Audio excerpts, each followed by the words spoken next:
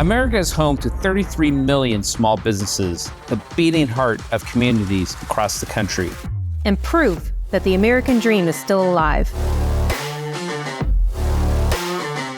This is a show about those dreamers and doers and the communities they serve.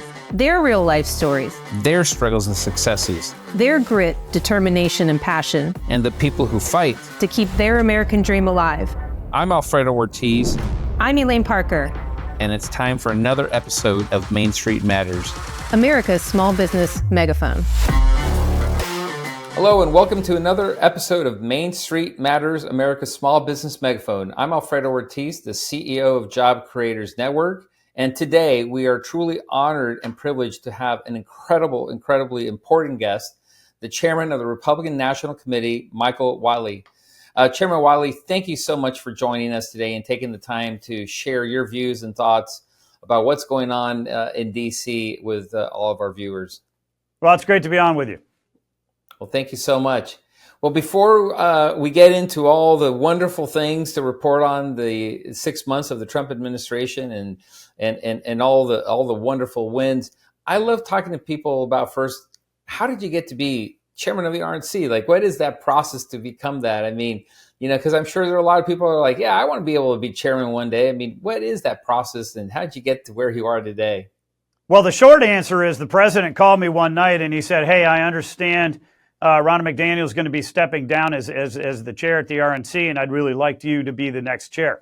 But in terms of kind of like my journey to get to that point, I served President Bush in his administration at the Department of Energy and helped work on the energy bill.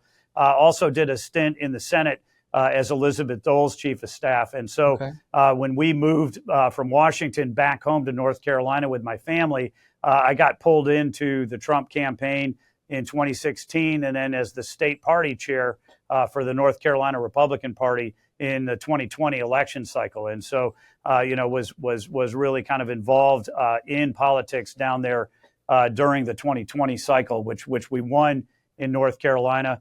And then Ronna had asked me to be the general counsel at the RNC. And so that kind of put me in a position to be helpful, around the committee and getting to know everybody at the committee.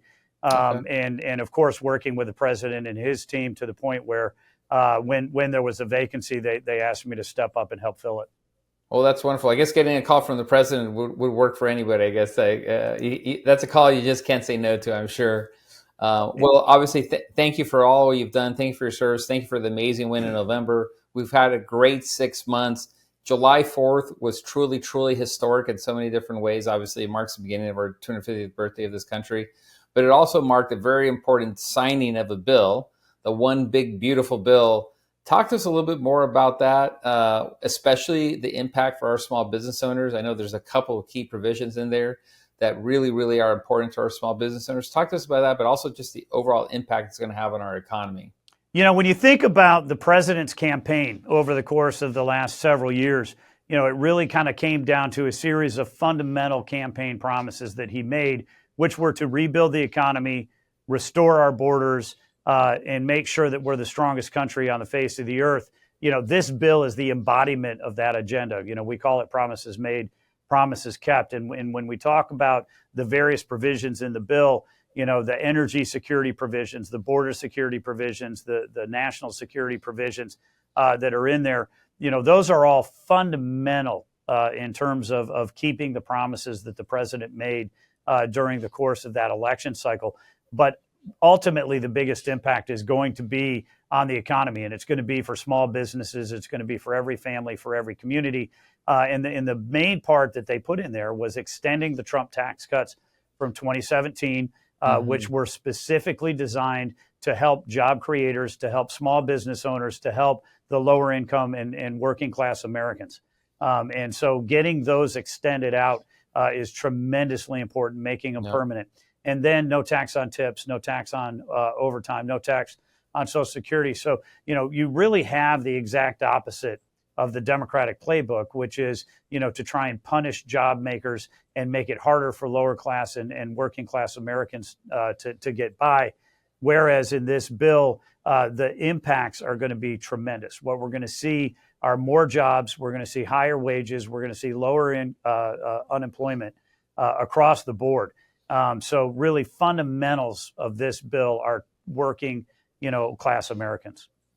Okay. Yeah, no, it really is wonderful. And after spending 4 years fighting the Biden administration on just unbelievably reckless spending and also just regulation after regulation that killed small businesses. I mean, it's such a breath of fresh air to have an administration that actually understands how business works, how the economy works, and quite frankly, how a healthy economy helps all people across the board. And I mean, these are key. And I will tell you, our small business owners were thrilled to see it pass.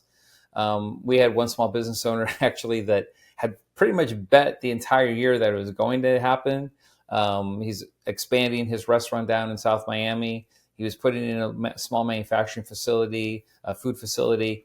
He started that work in January, hoping that it would actually be retroactive all the way in January. So he's got $4 million investment already going on, almost 100 new jobs that are going to come from that by the end of the year. So, I mean, the boom, I think, is going to be real. I think Kevin Hassett talks about a 3 to 4% growth in the back half. I think that's very, very, very, very possible given what I'm hearing from our small business owners. And so thank you for all of your efforts to make sure that that happened on behalf of our small business owners out there. Like I said, that was just such a critical component. And it was such, I think, an important component of the broader, what I call the three-legged stool strategy that President Trump has had in terms of, tackling on is a big, hairy, audacious goal, what he did, right? Let's go ahead and tackle trade and tariffs through tariffs. Let's tackle deregulation, and then obviously the economy through, especially the taxes, extension, additional benefits. And that was so important that they all happened. And so getting this one big, beautiful bill done, again, thank you for those efforts, because it was such a critical component of that three-legged stool strategy. And we're so excited to have been actually part of that support, to get it passed. So we've just also heard another big win, just literally as we were coming on air with Japan, I guess, Philippines, two big trade wins here. Talk to us a little bit too about what the strategy is on the overall trade and tariffs and how we really are winning. August 1st, I know, is fast approaching. Talk to us a little bit about kind of, your perspective on that and going forward. Yeah, the president has been very clear since day one, really, when he came down the escalator in 2015, saying that we need to have a trade regime that's going to be fair for America, that is going to help American factories, American workers, and American jobs. This is the kind of the culmination of his push for over 10 years to try and just reset the international trade discussion so that it is going to be good for America and American manufacturing. Look, you take any president and say that we got a trade deal with the UK, a trade deal with China, a trade deal with Japan, a trade deal with Indonesia, and all of a sudden that's like the biggest trade term any president could ever have. President Trump's done that in 6 months, right? And we still have 100 other countries that are lined up at the table.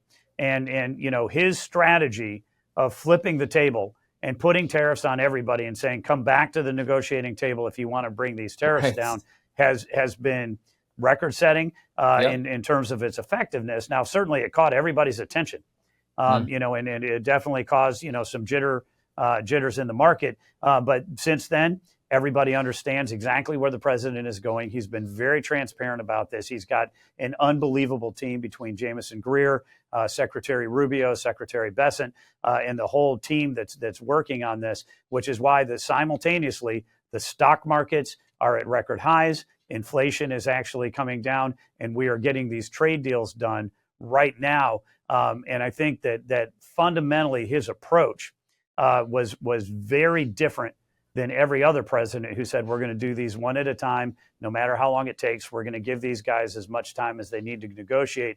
President's happy to put a deadline on and say, hey, guys, come to the table or not, but this is the way the world's going to work. It's amazing what a deadline does, right? In terms of moving people along, it really does. And, I had a lot of conversations with people early on in the, as Trump was starting to talk about this and started announcing it as a strategy.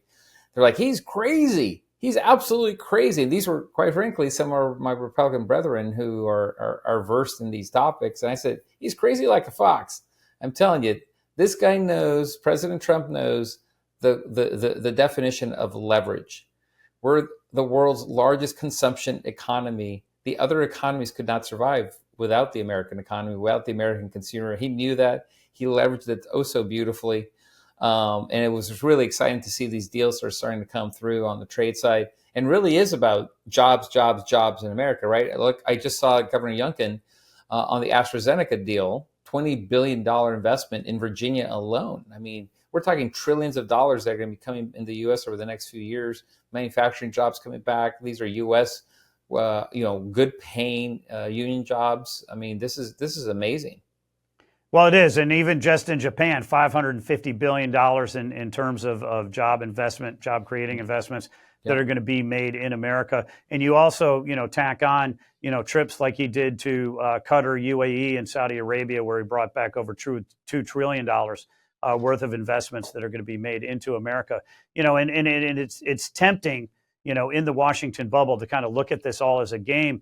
But the fact is, he's very serious about this because of the impact it's going to have on Main Street. The fact is that this is about creating jobs. This is about making sure that we have manufacturing and supply chains that are being moved back to the United States.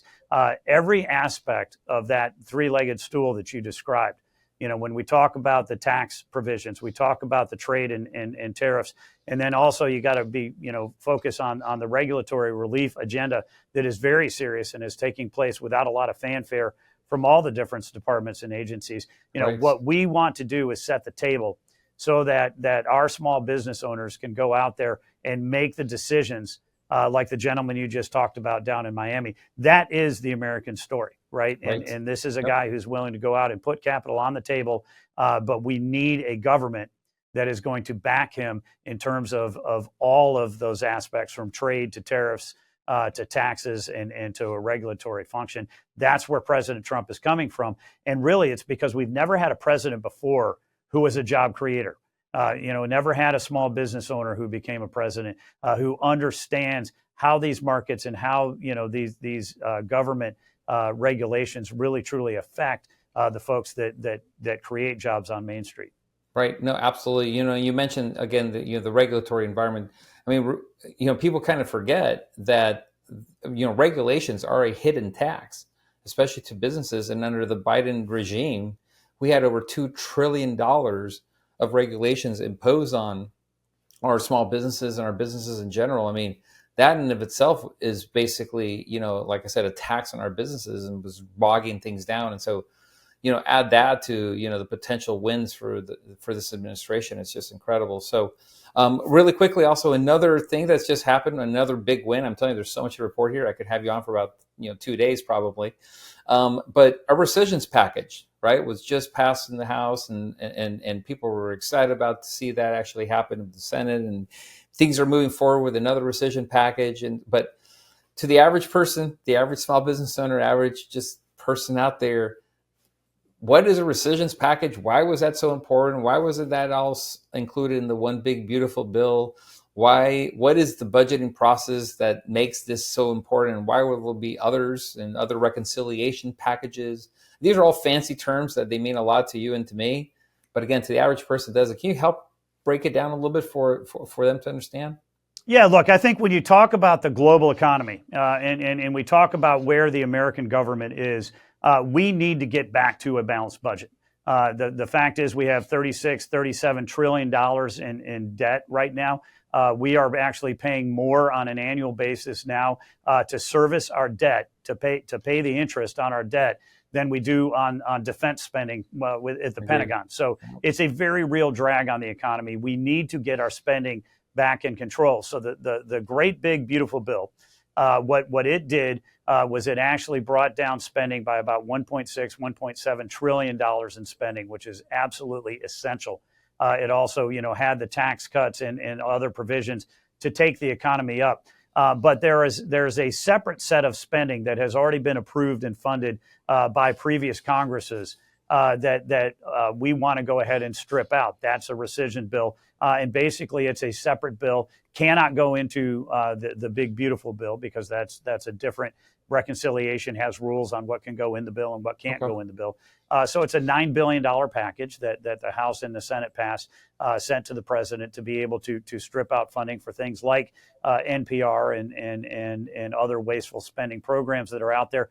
We have plenty of opportunities to find other provisions that you can go at through a rescission bill. I think it's very important. But the ultimate story here is that we have got to get the spending under control. We have got to get back to a balanced budget. We have got to be able to let this economy grow and be able to bring down the inflationary spending that takes place when we're paying for that interest on the debt, right? And so overall, our economy is going to be a whole lot better when our spending priorities are in line with the president's priorities. Right. Absolutely. No, I mean, balanced budget is so important. We've actually, for the past few years, we've actually been promoting the idea, actually, of a constitutional balanced budget amendment. Because let's be honest, sometimes both sides like a little spending. And, we need to bring it under control, $37 trillion. I mean, these are numbers that are just astronomical and just keep going up. So we are right there with you in terms of being able to, stop that. And that does impact small businesses. We're seeing that right now with interest rates, for example. If you can actually get credit right now because credit's tight, you're going to be paying as a small business owner to expand your business and take advantage of the One Big Beautiful Bill benefits, 9, 10, 11, 12% interest rates. I mean, we can't have that. I mean, the Fed needs to move. On interest rates, we're 2 points probably above other central banks when you look at the average across the globe. So, I mean, he's a data denier, right? And he needs to open his eyes and get us some relief here for Main Street America. Yeah, President Trump has been very clear that we need to go ahead and we need to get those rates down right now. The refrain that we keep hearing from the Fed is that interest rates coming down. We can't do it because inflation and because of the threat of inflation. What we're seeing is inflation's down. Inflation has been down consistently throughout President Trump's term. When we talk about, what was taking place previously when we had inflation at 9% under the Biden regime, and yet they were trying to tick down, interest rates at that point, it doesn't square with what we're seeing right now, which certainly looks to be the politicization of the Fed and these interest rates. So we need to get the interest rates down. Certainly that's going to help on the housing costs. That's going to help on new housing starts and a lot, frankly, other, business starts that we want to see coming into this overall economy. So we certainly hope that the Federal Reserve is going to bring those rates down in the near future. But in the meantime, inflation is exactly where it needs to be. Right. The economy is starting to tick up. And right now, all of the steps that the president has taken over the course of his first 6 months are really giving us some trends, and I think most economists would say we're seeing data points right now that are very positive, maybe not long enough to call it a trend, but we're starting to get into trend territory, and every trend is going in the right direction for America right now. Well, it is, and we are so grateful for the efforts of the president, the speaker, the leaders, out there fighting the fight for you and your efforts, and we thank you also for your time. Just being true to my promise to you and your team. I think we're right at the hour here. At the minute where we have to say goodbye. So, Mr. Chairman, thank you so much for taking the time to be a guest on Main Street Matters, America's Small Business Megaphone, where Main Street Matters is part of the Salem Broadcast Podcast Network. And we're available every Wednesday and Friday, and you can get it wherever you get your podcasts. And so again, Mr. Chairman, thank you so much. We're privileged and honored, and God bless America, and God bless your efforts. Thank you.